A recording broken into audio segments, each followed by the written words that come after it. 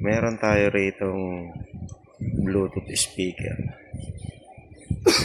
Ang tatak niya ay Monster Blaster Micro.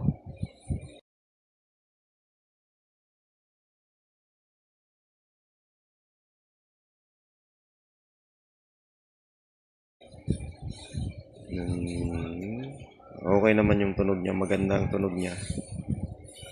Tapos ang consequences lang, mabilis siyang malubat. Mga 1 hour mo lang gagamitin tapos malulubat na siya.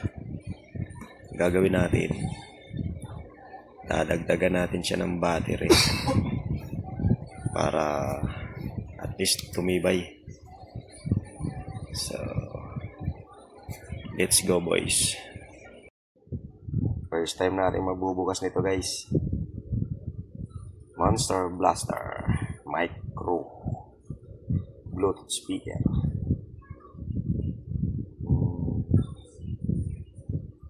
Ito yata ang bukasan nito, guys. Ito. Natin. Pinupurot lang. Ayun. Dito nga. Ayun. Ayun pala yun. Mayroon pala siyang mga tornilyo. Ayan.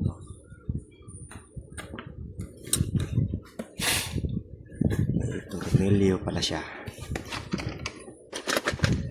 Tapos gamit tayo ng mga maliliit na screwdriver.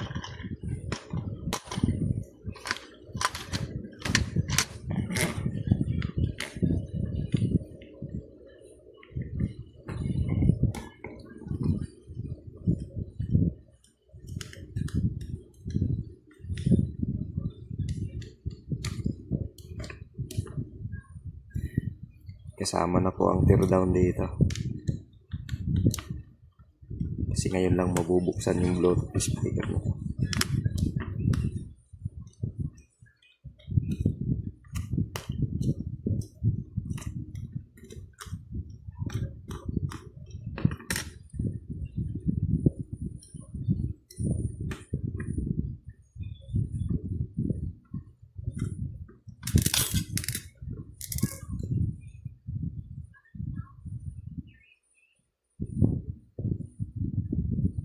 Yun lang.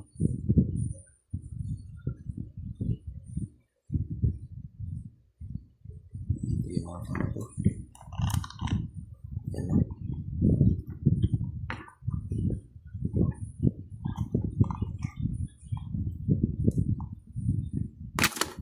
Yun. Nice.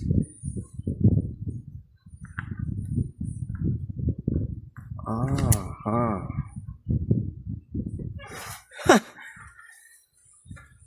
Yan na siya, guys.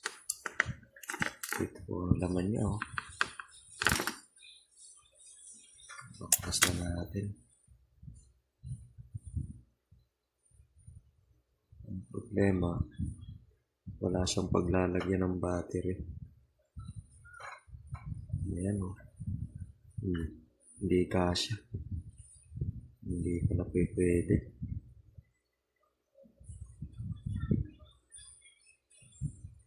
Hindi ko na siya babaklasin, guys. Pero ganun lang yung proseso ng pagbukas kanya. Kala ko pwede siyang lagyan ng battery.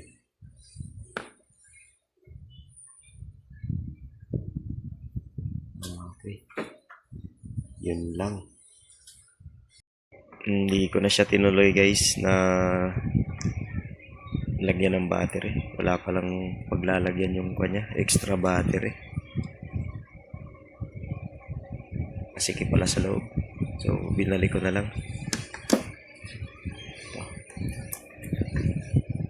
Ito yung mga tornilyo niya, oh. Yan, 4 na tornilyo.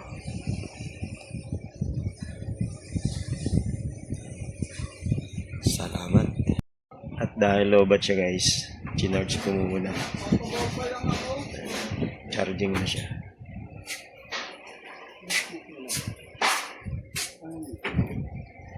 Yan. Ina-charge ko muna siya guys.